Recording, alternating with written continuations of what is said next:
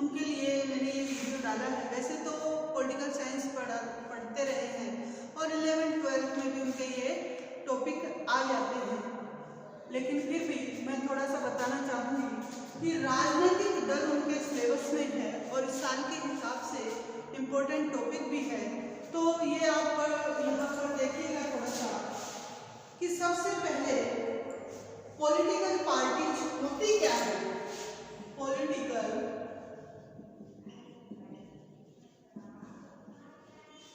Parties, तो इसमें सबसे पहले मैं आपको बताना चाहूंगी कि हमारे यहाँ पर जो है चुनाव का जो माध्यम है, निर्वाचन जो पद्धति है, उसमें चुनाव जो है लोकतंत्र है। आप सभी को पता है कि भारत में लोकतंत्र है, प्रजातंत्र है। तो लोकतंत्र में चुनाव या तो प्रत्यक्ष रूप से होंगे या फिर अप्रत्यक्ष रूप से होते हैं। प्रत्यक्ष रूप से जहाँ चुनाव होते हैं उसका मतलब होता है कि जनता सीधे चुनाव में भाग लेती है। अप्रत्यक्ष रूप से होते हैं वहाँ जनता के द्वारा चुने हुए प्रतिनिधि शासन चलाते हैं, सरकार चलाते हैं, चुनाव में भाग लेते हैं। तो प्राचीन समय में तो पॉसिबल था कि जनता सीधे चुनाव में भाग ले सकती थी, क्योंकि वहाँ उस समय जनसंख्या कम होती थी और नगर राज्यों का आकार भी कम होता था। लेकिन वर्तमान में आप सभी को पता है कि जनसंख्या हमारे यहाँ ज़्यादा है। हमारे क्या विश्व के लगभग सभी देशों में आजकल जनसंख्या पॉपुलेशन ज़्यादा है, आकार भी ज़्यादा है। तो उस हिसाब से जनता, पूरी जनता सीधे चुनाव में भाग नहीं ले सकती, ये पॉसिबल नहीं है। तो हमने दूसरा ऑप्शन चुना, अप्रत्यक्ष चुनाव पद्धति। अप्रत्यक्ष चुनाव पद्धति का मतलब है कि जनता सीधे चुनाव में भाग नहीं लेगी, बल्कि जनता कुछ प्रतिनिधियों को चुनेगी और वो प्रतिनिधि चुनाव में भाग लेकर हमारी सरकार चलाएंगे, चाहे वो विधानसभा के हो चाहे संसद के हो। अब आप सभी को पता है कि राजनीतिक जो दल होंगे, राजनीतिक दलों का लोकतंत्र में बहुत महत्व है। सभी को पता है कि लोकतंत्र जो है वो राजनीतिक दलों के अभाव में निरर्थक है, अपरिहार्य है, उसका कोई वजूद नहीं रह जाएगा। इसके अलावा शासन चाहे किसी भी प्रकार का हो, अध्यक्षात्मक हो, लोकतंत्रात्मक हो, सभी में राजनीतिक दलों का महत्व विशेष होता है।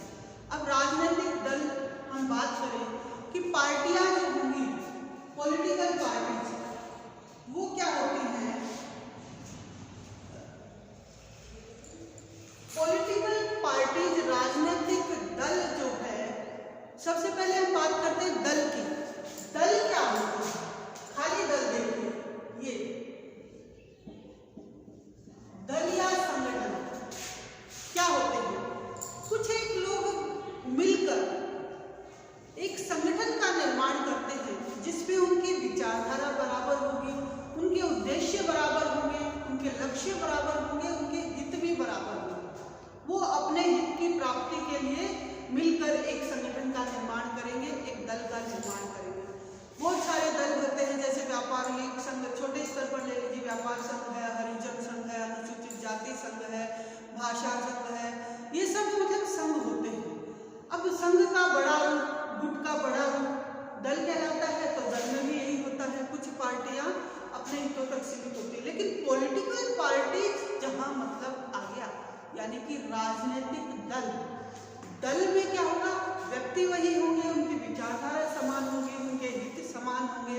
जैसे किसान आंदोलन में किसान संघ जो है, आपको पता है कि आंदोलन में बैठा हुआ है, तो उनके हित बराबर हैं। लेकिन फर्क क्या है, किसान आंदोलन जो है, किसानों का जो संघ है, यूनियन है, किसान यूनियन, उनका उद्देश्य सत्ता प्राप्ति नहीं है, उनका उद्देश्य क्या है, मात्र अपने हित की प्राप्ति है। जो सरकार के द्वारा जो कानून रखे गए हैं उनको वो समझना नहीं चाहते, वो अपनी भलाई के लिए प्रयास कर रहे हैं, सरकार की विचारधारा से वो सहमत नहीं है। हित प्राप्ति के लिए संगठन समान, विचारधारा, उद्देश्य समान है, लक्ष्य समान है, उनके हित भी समान है, लेकिन अंतिम उद्देश्य उनका सत्ता प्राप्ति नहीं है। लेकिन राजनीतिक दल की बात करें, पॉलिटिकल पार्टी की बात करें, तो यहाँ पर अंतिम उद्देश्य क्या होगा, सत्ता प्राप्त करना। पॉलिटिकल पार्टीज का अंतिम उद्देश्य सत्ता प्राप्त करना होता है। कुछ लोग मिलकर जिनकी विचारधारा समान होती है, जिनके लक्ष्य समान होते हैं, जिनके हित समान होते हैं। तो यहाँ पर देखिएगा कि राजनीतिक दल एक जो औपचारिक संगठन है, राजनीतिक दल अर्थ बता रहे हैं यहाँ पे एक औपचारिक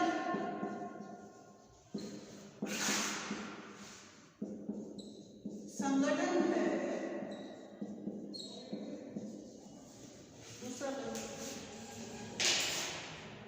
जिनके सदस्य सामान्य सिद्धांतों पर एकमत होते हैं, जिनके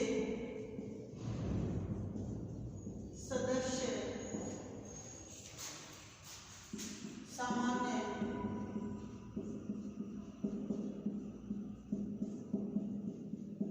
सिद्धांतों पर एकमत होते हैं।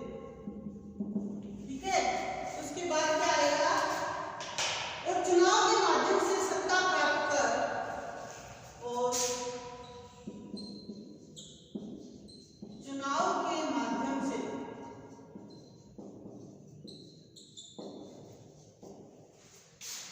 सत्ता प्राप्त कर अपनी नीतियों को क्रियान्वित करते हैं, लागू करते हैं। क्रियान्वित करते हैं। ये राजनीतिक दलों की डेफिनेशन है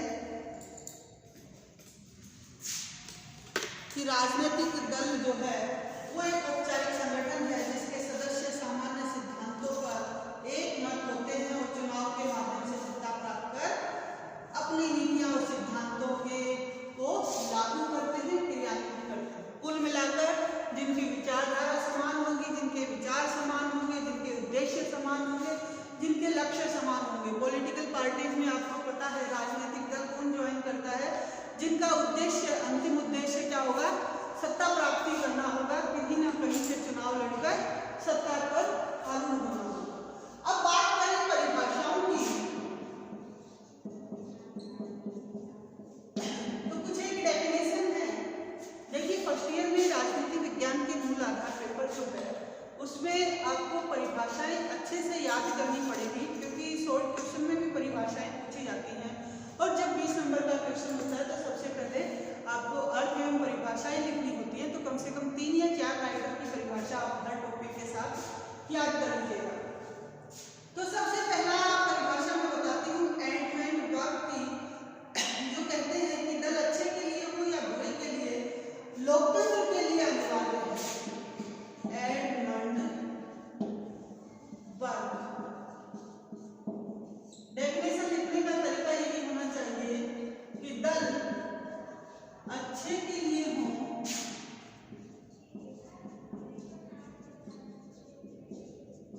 या बुरे के लिए,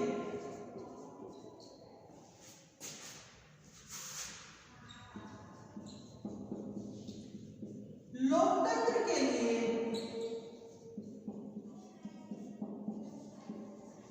अनिवार्य है। लोकतंत्र की तो कल्पना ही नहीं की जा सकती है राजनीतिक दलों के अभाव में। लावेल की देख लीजिए, राजनीतिक दल विचारों के दलाल हैं। लावेल क्या कहते हैं? लावेल कहते हैं कि राजनीतिक दल विचारों के दलाल हैं। नए नए विचार लाते हैं, नए नए विचारधारा लाते हैं। लास्की कहते हैं कि निरंकुश शासन से हमारी रक्षा करते हैं। लास्की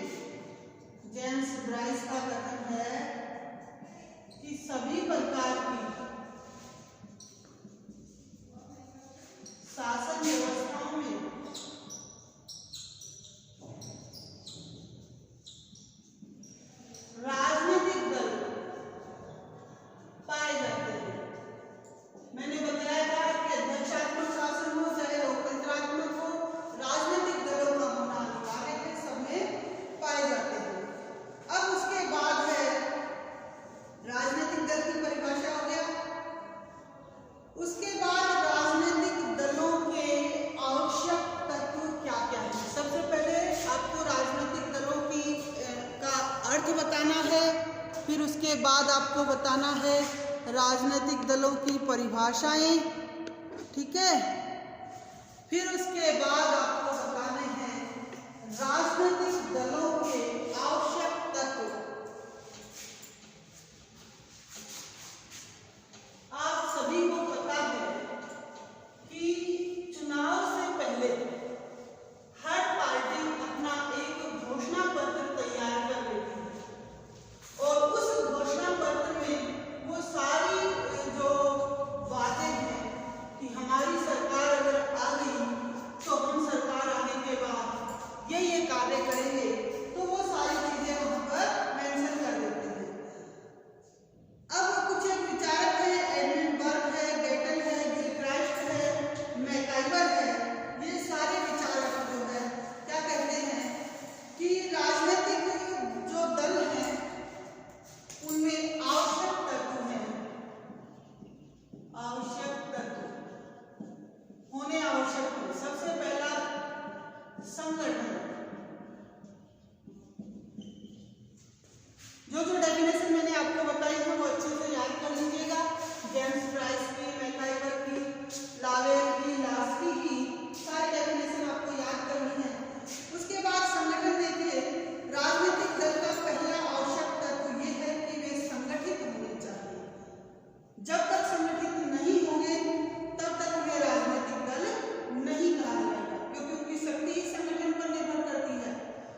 संगठन के आधार पर ही उनके द्वारा शासन प्राप्त करके अपनी नीतियों को, अपने कानूनों को लागू करवाया जाता है। तो पॉलिटिकल पार्टीज के लिए सबसे पहले आवश्यक है कि जितने भी व्यक्ति उसके सदस्य हैं, उस राजनीतिक दल के सदस्य हैं, वो सब एकमत होने चाहिए, संगठित होने चाहिए।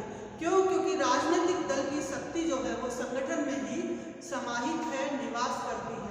आपने देखा होगा कई बार पॉलिटिकल पार्टीज में चुनाव के समय जब टिकट नहीं मिल पाती तो वो जो प्रत्याशी होते हैं वो पार्टी छोड़ के बाहर आ जाते हैं और अपनी एक अलग से छोटी पार्टी बना लेते हैं, लेकिन उस पार्टी का वजूद वहाँ पर लगभग समाप्त हो जाता है, क्योंकि वो इतनी कारगर नहीं हो पाते जो कि मेन जो पार्टी थी उसमें रहने पर होती थी।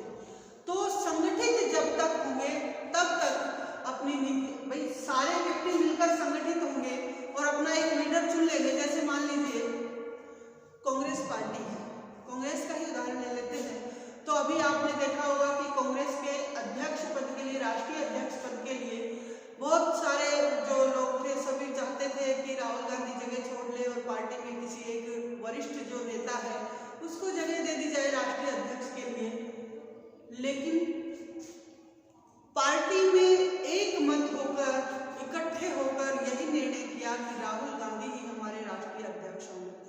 तो पार्टी में क्या है, संगठन में क्या है, शक्ति है। अब मान लीजिए उसी में से कुछ एक बागी हो जाए कि राहुल गांधी की वजह से तो कोई भी चुनाव जो है जीता नहीं जा रहा, सारे प्रदेशों में हमारी हार हो रही है और अब जो है इस पारंपरिक जो सत्ता है उसको समाप्त कर दिया जाए, तो पार्टी में जो थोड़ी बहुत शक्ति बची है वो भी लगभग समाप्त हो जाएगी, उसका वजूद भी खत्म हो जाएगा। तो ऐसा नहीं होना चाहिए। तो सबसे पहले राजनीतिक दलों में संगठन का होना आवश्यक है। संगठन के आधार पर ही वो शक्ति प्राप्त करके और अपने कार्यों को सरकार के माध्यम से संपूर्ण करवा सकता है। दूसरा जो इसमें लक्षण है वो है सामान्य सिद्धांतों की एकता। सामान्य सिद्धांतों की एकता। अब मैंने बताया कि सिद्धांत जो है हर पार्टी अपने अपने बनाती है। जैसे कि बीजेपी ने हिंदुवाद की रक्षा के लिए प्रण लिया हुआ है, कांग्रेस सबको साथ लेकर चलती है, सबका साथ सबका विश्वास कांग्रेस का नारा रहा है। अब मान लीजिए कि उनके विचारों में, सिद्धांतों में एकता नहीं रहेगी। कोई व्यक्ति कहेगा कि नहीं, हमें तो एक दल विशेष, एक व्यक्ति विशेष की सेवा करनी है, या जो बीजेपी पार्टी है वो हिंदुवाद के लिए जो है वचनबद्ध है, हिंदुओं की रक्षा करने के लिए वचनबद्ध है, और वो कोई और पॉलिसी अपना ले अचानक से, तो वो सामान्य सिद्धांतों की एकता नहीं कही जाएगी, एक मत वहां पर नहीं हो जाएंगे।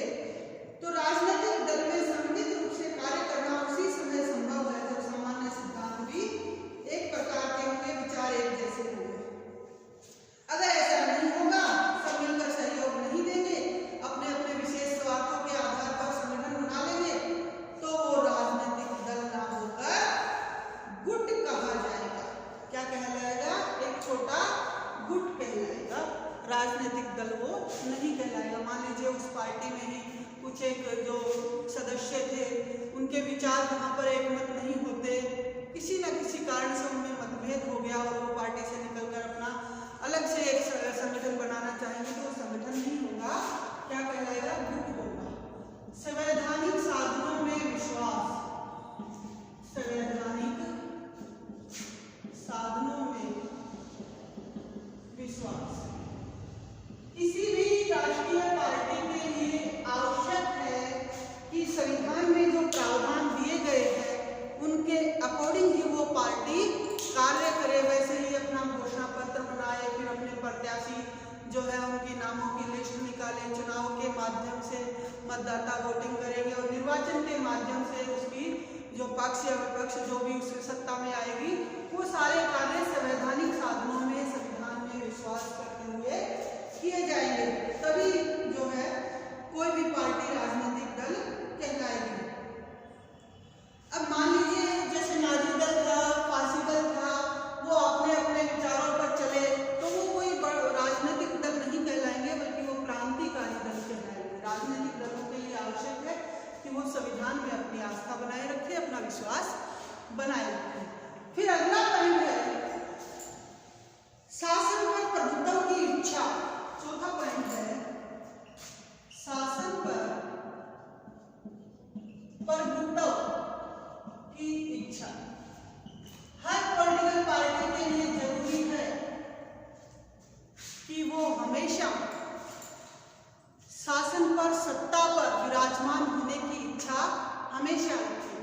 मान लीजिए कोई पार्टी संतुष्ट हो गई और बिना मन से चुनाव लड़ा रही है, ठीक है, आ गई तो ठीक है, नहीं आई तो ठीक है, वैसे भी सत्ता में हमारी सरकार नहीं आएगी, तो वो राजनीतिक दल उन सही मायनों में वहां पर कारगर नहीं हो पाता है। तो शासन, राजनीतिक दलों का उद्देश्य शासन पर प्रभुत्व स्थापित कर अपने विचारों और नीतियों को परिणित करना ही होता है। शासन के बाहर रहकर काम करना उसका उद्देश्य नहीं होगा। पांचवा पॉइंट है राष्ट्रीय हित। राष्ट्रीय हित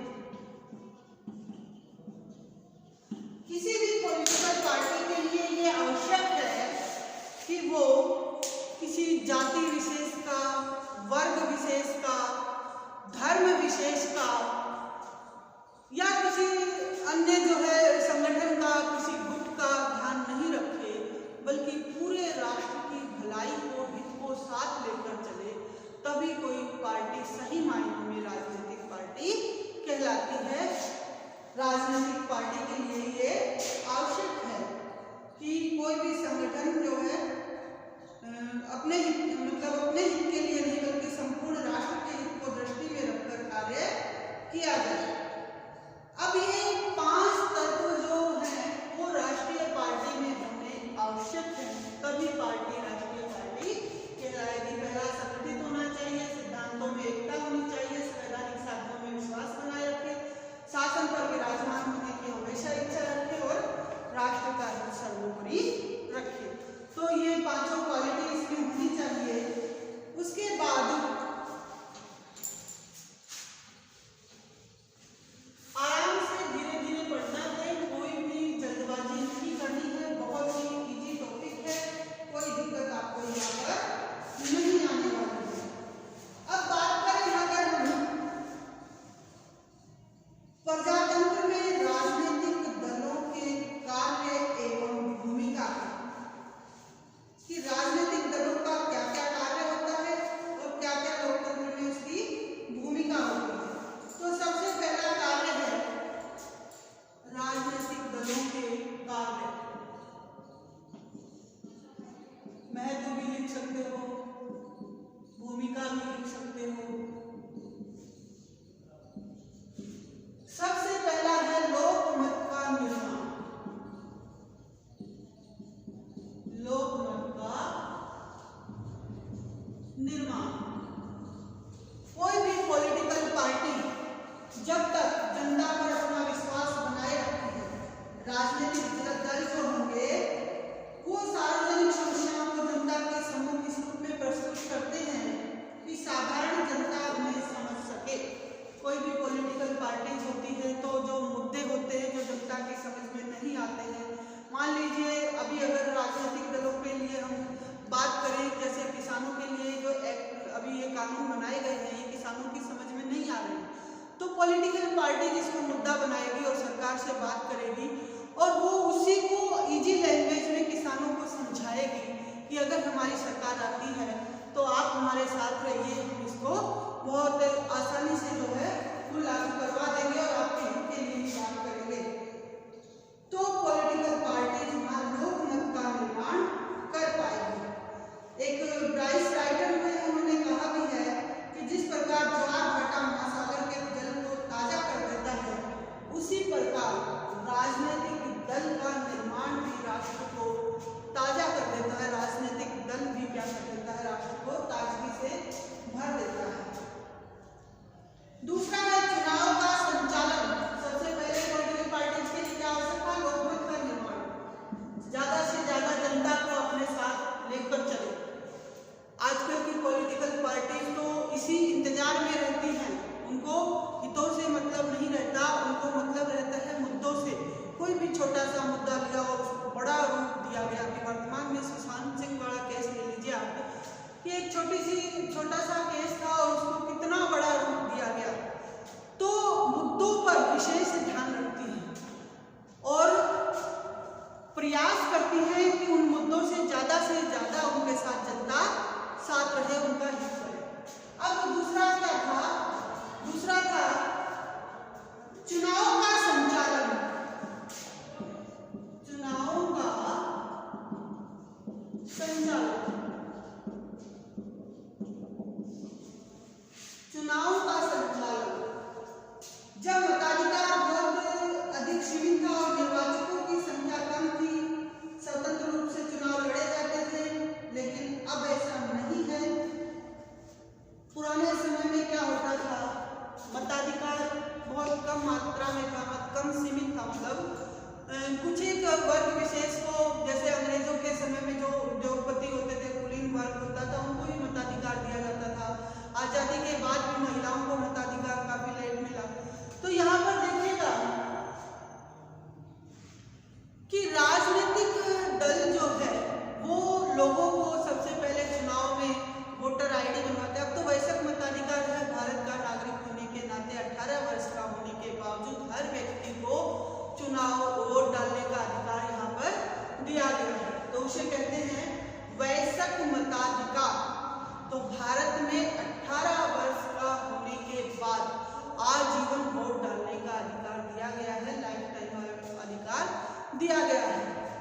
तो राजनीतिक दल जो है वो चुनाव के लिए अपने उम्मीदवारों को खड़ा करते हैं, उनके पक्ष में प्रचार करते हैं और चुनाव के समय जो भारी खर्च होता है उसका वहन करते हैं। अगर पॉलिटिकल पार्टीज नहीं होंगी यहाँ पर तो चुनाव कौन लड़वाएगा, सोचिए।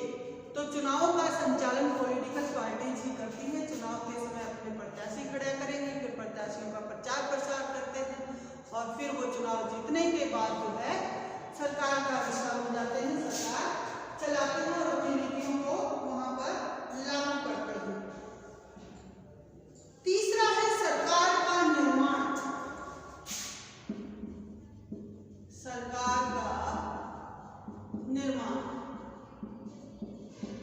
चुनाव जीतने के बाद अपनी नीतियों को लागू करवाने के लिए, चुनाव मान लीजिए जीत गए तो सत्ता में विराजमान हो गए और सेकंड आए हैं तो विपक्ष में अपनी भूमिका निभाएंगे। आप सभी को पता है कि लोकसभा में बहुमत दल के नेता को प्रधानमंत्री बनाया जाता है। तो चुनाव से पहले ही राजनीतिक दल अपनी तरफ से एक प्रत्याशी का नाम जो है पहले ही निर्धारित कर देते हैं कि अगर सरकार आई तो हमारी तरफ से हमारे प्रधानमंत्री जो है, जहाँ मान लीजिए बीजेपी पार्टी है, राष्ट्रीय पार्टी है, और बीजेपी ने पहले ही कह दिया कि अगर सरकार आती है तो हमारी तरफ से नरेंद्र मोदी हमारे प्रधानमंत्री होंगे। चुनाव प्रधानमंत्री के लिए नहीं होगा, चुनाव एज ए सांसद, जैसे बाकी 543 सदस्य चुनाव लड़ रहे हैं वैसे ही प्रधानमंत्री भी चुनाव लड़ेगा। लेकिन चुनाव में जीतने के बाद जिस पार्टी को बहुमत मिलेगा, बीजेपी के सदस्य कैंडिडेट ज्यादा सीटें प्राप्त करते हैं तो उस पार्टी को बहुमत के आधार पर जो है प्रधानमंत्री नियुक्त किया वो सरकार चलाते हैं। ऐसे ही मंत्री परिषद और ऐसे ही प्रधानमंत्री, राज्य में मुख्यमंत्री और मंत्री परिषद, सेम पोजीशन होती है सरकार का निर्माण, सरकार का संचालन। अब अगला पॉइंट है शासन सत्ता को मर्यादित करना। चौथा, सत्ता को मर्यादित करना। अगर जीत गए तो सरकार बनाएंगे और अगर हार गए, मतलब बहुमत के आधार पर सेकंड रहे, तो विपक्ष में तो बैठेंगे। अगर विपक्ष में आ गए तो विपक्ष भी मजबूत होना आवश्यक है, क्योंकि विपक्ष अगर मजबूत नहीं होगा, सशक्त नहीं होगा, तो सत्ताधारी जो पार्टी है वो अपनी नीतियां, अपने नियम, अपने कानून, अपने तरीके से अपने विधेयक पारित करवाएगी और अपनी मनमानी करेगी। तो उस पर बार बार प्रेशर डालने के लिए, उसकी आलोचना करने के लिए विपक्ष का मजबूत होना भी आवश्यक है, ताकि वो शासन को, सत्ता को अब सीमा में बांधे रख सके, मर्यादित कर सके। तो ये पॉइंट था। उसके बाद है सरकार के विभिन्न विभागों में समन्वय एवं सामंजस्य। सरकार के विभागों में समन्वय एवं सामंजस्य। अब आप सभी को पता है कि सरकार के द्वारा उसी समय शासन में जो विभिन्न अंग है उन्हें परस्पर सहयोग किया जाता है। कार्यपालिका व्यवस्थापिका से अपनी इच्छा अनुसार कानूनों का निर्माण दलीय अनुशासन के कारण करवाती है। अध्यक्षात्मक शासन व्यवस्था में अमेरिका जैसे देश में व्यवस्थापिका और कार्यपालिका शासन के बिल्कुल पृथक अंग होते हैं। तो राजनीतिक दलों की सहायता के बिना शासन का भली प्रकार से संचालन संभव नहीं हो पाता है। ये सरकार के जितने भी विभाग हैं उनमें आपस में समन्वय बनाए रखते हैं और सामंजस्य स्थापित करते हैं। अब उसके बाद है अगला पॉइंट, जनता और शासन के बीच कड़ी। छठा पॉइंट है जनता व शासन के बीच कड़ी या जोड़ने का काम करते हैं। अब डायरेक्ट कोई भी व्यक्ति जाकर सीधा सरकार से बातचीत नहीं कर सकता, वो पॉलिटिकल पार्टीज के माध्यम से सरकार से संपर्क स्थापित करते हैं। तो जनता और सरकार के बीच राजनीतिक दल जो है वो कड़ी का काम करते हैं, संबंध स्थापित करते हैं। जनता के मध्य सरकार नीतियों का प्रचार करते हैं, जनता को अपने पक्ष में रखने का प्रयत्न करते हैं। जिस दल के हाथ में शासन की सत्ता होती है उसके सदस्य ये सभी कार्य करते हैं।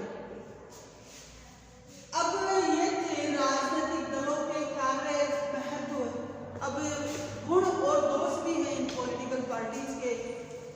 राजनीतिक दलों में बहुत सारे कमियां भी पाई जाती हैं, तो ये अभी आप थोड़ा सा इसमें देख लीजिएगा। जैसे दोष क्या है, सबसे पहले लोकतंत्र के विकास में बाधक हैं, फिर राष्ट्रीय हितों की हानि कर देते हैं। कई बार पार्टी जो है आवेश में आकर राष्ट्र के हितों को सर्वोपरि नहीं मानती, बल्कि स्वयं अपने स्वार्थ को सर्वोपरि मानती है। फिर तीसरा क्या है, शासन के कार्यों में सर्वश्रेष्ठ व्यक्तियों की उपेक्षा होती है। वर्तमान समय में पॉलिटिकल पार्टी जो है जिसके पास ज्यादा पैसा होता है उसी को टिकट देती है। ये नहीं देखती कि वो व्यक्ति सामाजिक कार्यों में कितना आगे है या जनता के कितना संपर्क में है, तो वो अयोग्य व्यक्तियों को प्रत्याशी मुक्त कर देती है, जिसकी हानि उनको नहीं बल्कि देश को उठानी पड़ती है। फिर अगला दोष है नैतिक स्तर में गिरावट आती है।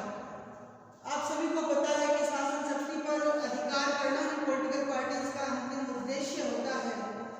तो अगर व्यक्ति योग्य नहीं होगा और अगर वो झूठे वायदे करेगा, प्रचार प्रसार करेगा और बनने के बाद वो सरकार में आ जाएगा और वो सोचेगा कि 5 साल तक अब मेरा कोई कुछ नहीं बिगाड़ने वाला, तो वो उन 5 सालों में बना रहेगा, अगले 5 सालों में वो गायब हो जाएगा।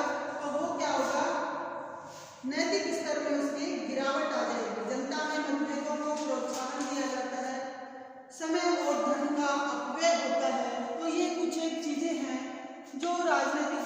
दोषों के रूप में प्रकट होती हैं।